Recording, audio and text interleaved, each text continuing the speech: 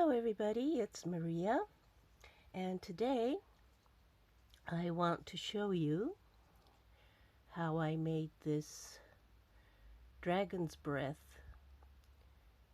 dangles. Well, I only have one made, so I'm gonna show you how to make the other one. Well, of course I'm going to do the same thing, and I am going to use two sizes of my round cutters and 18 millimeter dragon breath cabochon. Very, very beautiful material. And for this I am going to need, I have looked so much over the internet for this specific texture sheet. It was used by Ludmila Bakulina, and there was no link to the product, so I finally kind of paused and got the item number and Googled it and finally got it. But this is a really nice pattern for accessory backings such as this. So I'm going to get started, and this is a sheet of clay which I learned from Ludmila too. It's kind of a bronze color. It's 1 part gold and 1 part black, and I will be using this on this texture sheet. So first I want to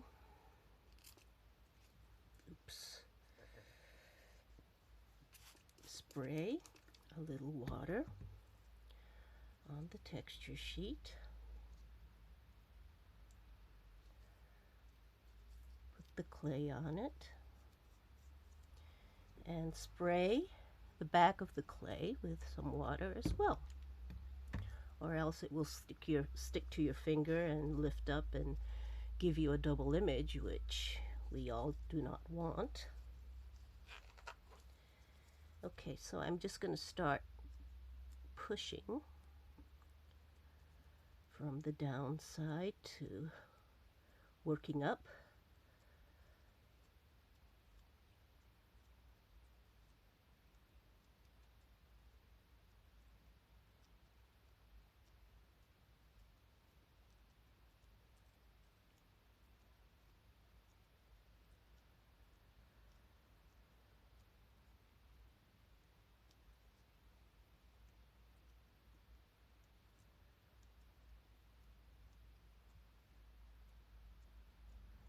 Just keep on pressing until you start feeling the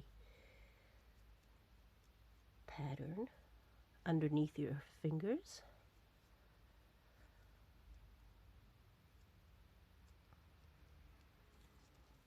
And I don't lift my finger too high after I push, because even with water sometimes the clay does stick. But today I'm using gloves, so I think it's a little better. And then I'm gonna give it a little roll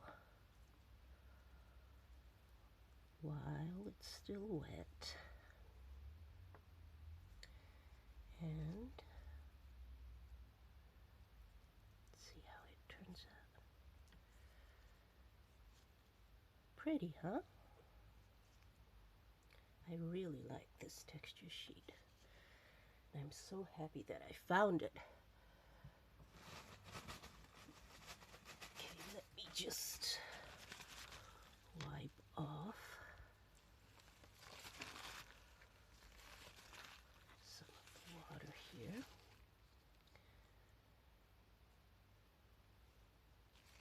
And just gently kind of tap the top of the sheet where there's excess water. not too hard.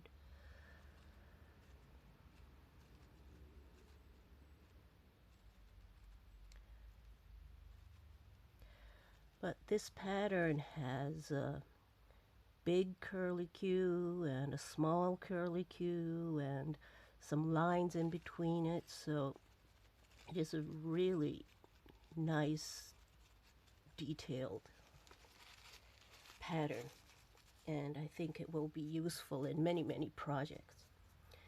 You know what, I forgot to bring my mica powder, so I'll be back in about 3 seconds.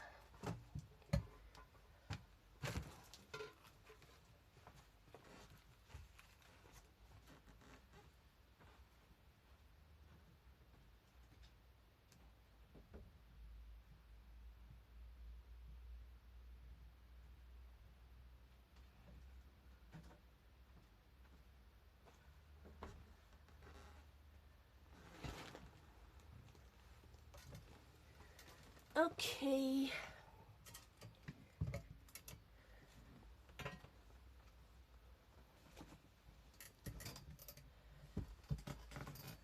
So, I have my mica powder here,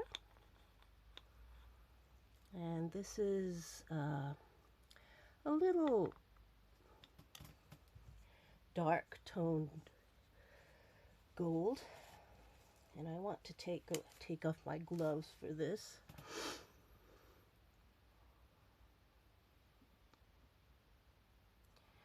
I'm going to take a little bit on my finger, and like I've done in my previous videos, I'm going to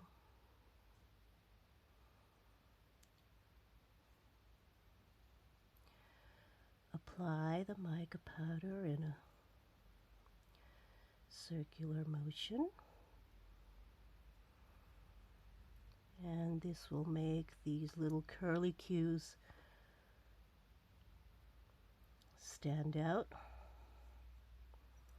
Give it a nice highlight.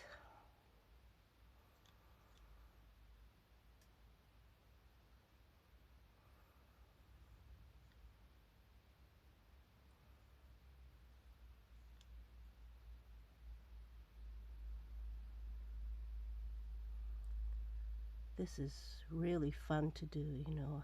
I love the way it just brightens up when you touch it with your finger with the mica powder on.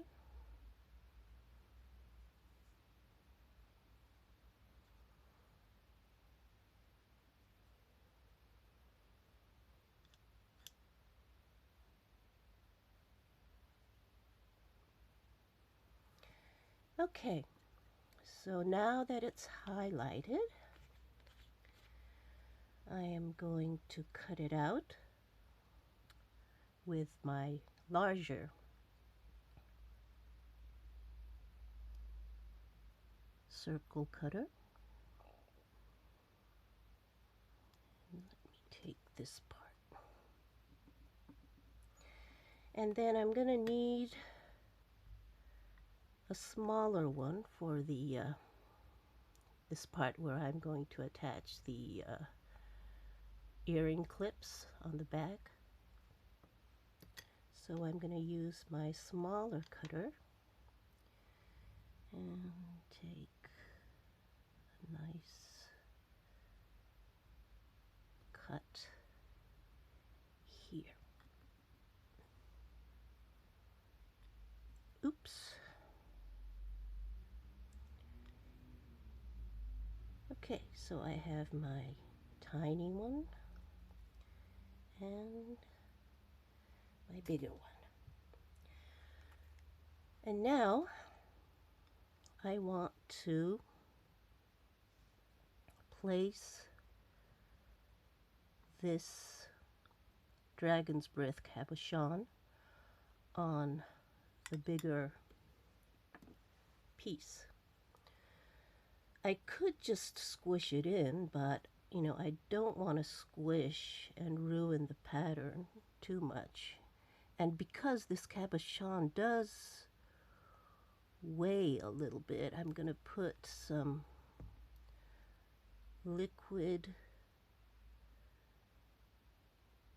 clay on the back.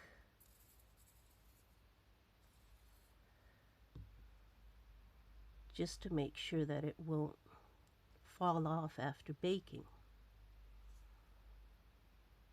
And then I was thinking of doing it in the center, but I thought I would just move down a little bit so the pattern will show more.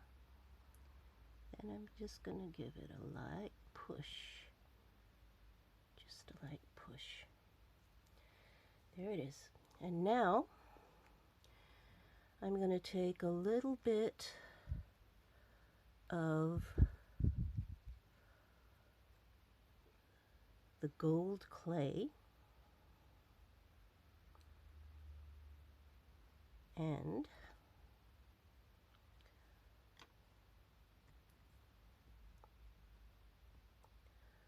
form. I'm sorry, my camera's going to shake. I'm going to make a skinny snake.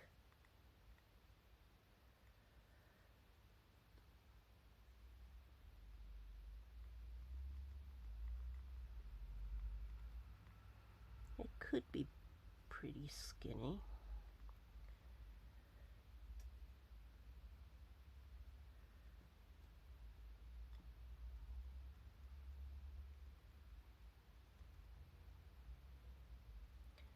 And I'm gonna make just enough to go around the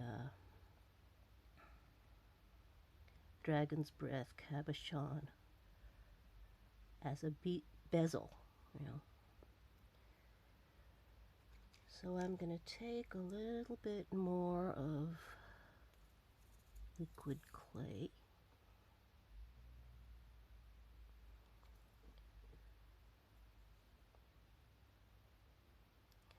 And I'm just going to put a little bit around the stone, like right in between the stone and the base, just to secure it.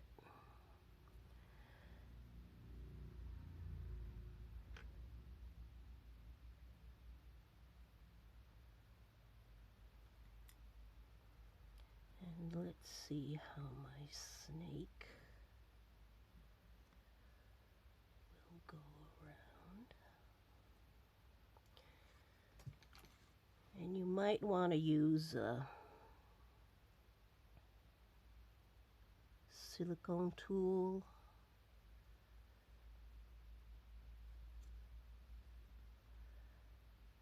to kind of press it onto the base.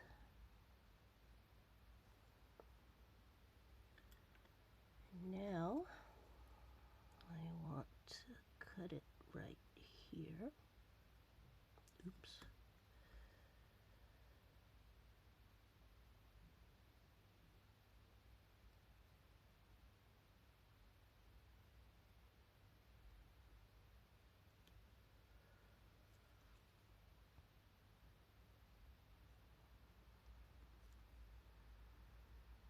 Can't find my cutter, so I'm just using this, but anyway, okay. So I'm gonna lay it down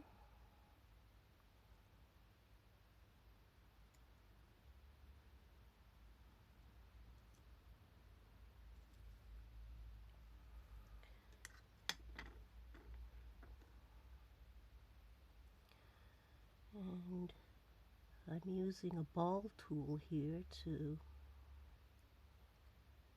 get rid of the little lines here that were made when I cut off the excess.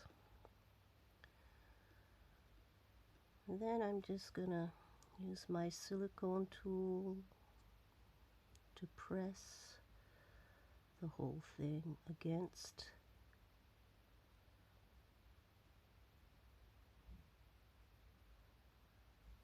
the cabochon. And if one part looks fatter than the other, you can just try to push it in. And then I did the same for this too, but I gave the bezel a little like hammered look by going over it with my ball tool like this. And this will also help secure the snake you made for the bezel, and it will also give you this kind of hammered look, which is kind of cool with this design.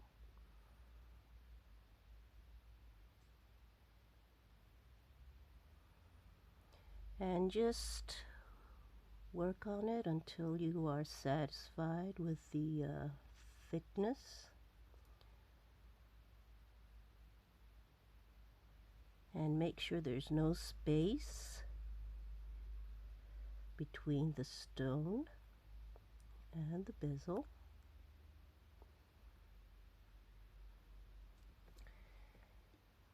And there we are. And lastly,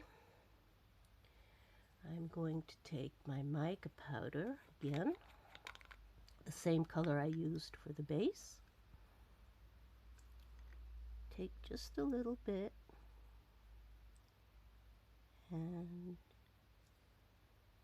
add it to some parts of the bezel as a highlight. This will give it a more realistic metallic look.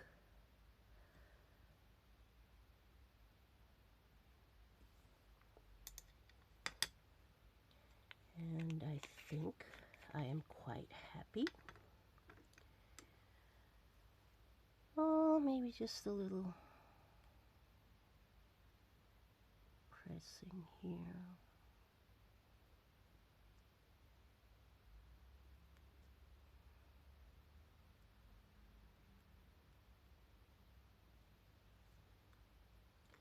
Oops.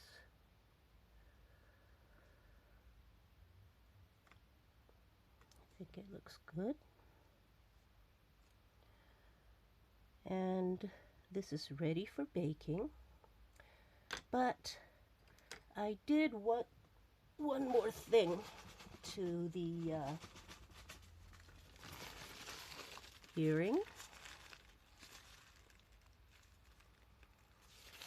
because this pattern kind of shows up on the back, and if I ever sell this, I would want the back to look nice. So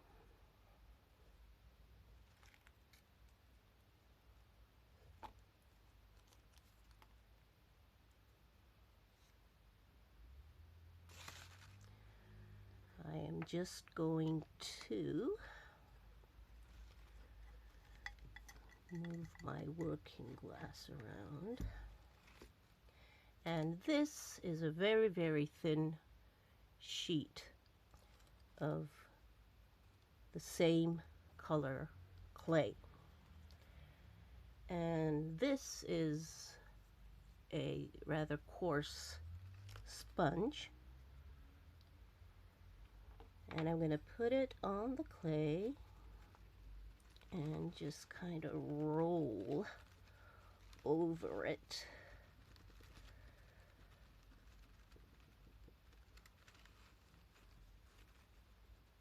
With my roller. And it's going to give it a kind of leathery look, which is really cool.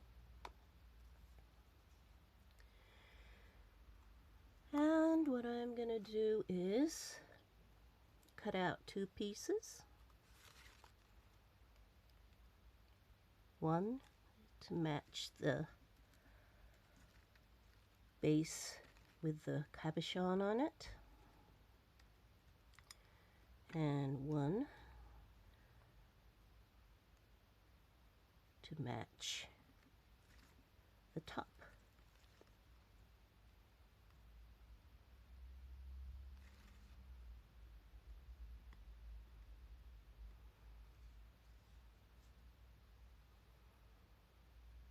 Yeah, this also looks like a cork, see?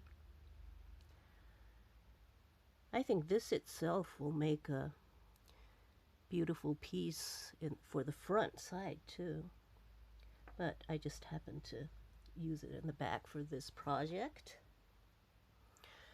And where did I put my cutter?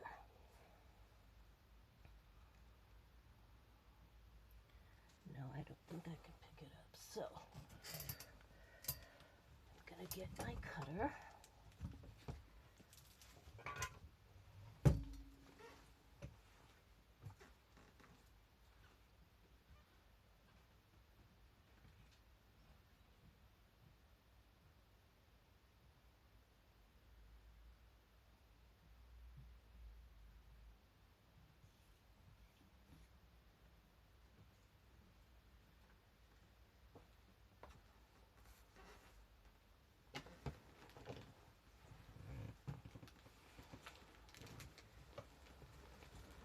Oh, I really need to learn how to double check things before I get started. I always forget something.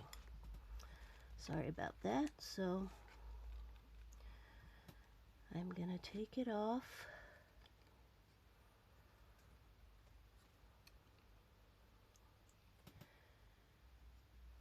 And see, it leaves little grooves and bumpy parts if you just bake it right after putting on the pattern. So I'm just going to put a little bit of liquid clay again.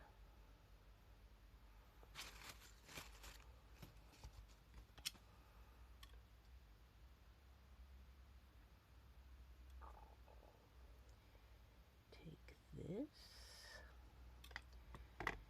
and I'm going to make a little backing.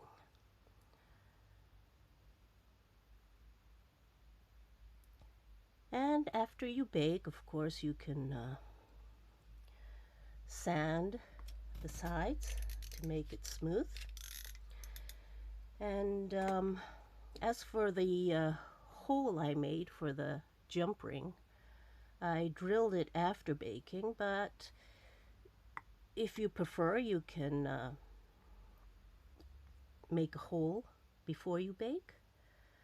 But I don't think you need to worry about cracking or anything, so I think drilling a hole after baking is just fine. But anyway, I really like this piece. I think the purplish blue goes really well with this bronze. But if you don't have a dragon's breath cabochon, of course you can make your own cabochon, or I think natural stones are okay to bake. I read in something that they're okay to bake. So please try it out with whatever you have on hand.